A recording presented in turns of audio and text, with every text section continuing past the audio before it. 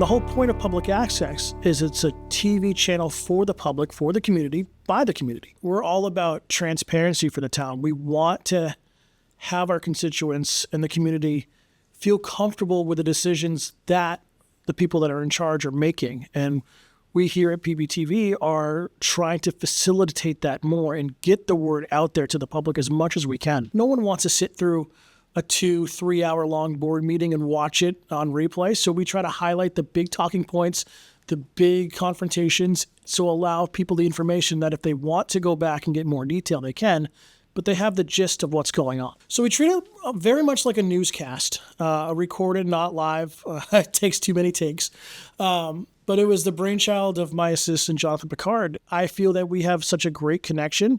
We've never really had any sorts of issues. We've been able to bounce ideas off each other and treat it like a true partnership here for the station for the better. So having him finish out his degree and me staying on board as a consultant to help him continue to transition, I think is only going to help the town and help the community more than hamper in a transitional period.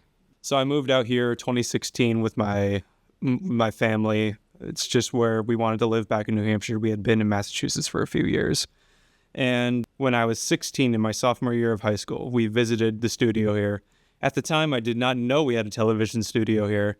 And that was really a big surprise for me. And we came in, we checked it out. And as we were leaving, I stopped and I talked to the manager. I was like, do you accept internships? And they were like, yeah, but when you're 18, you can come back. So as soon as I turned 18, I came back and they brought me on, and I've just been here ever since. I started it when Dan came on, and he was like, we need new ideas for shows. And I think I spent about a day or so thinking about new shows, and this was the first one that came to my mind.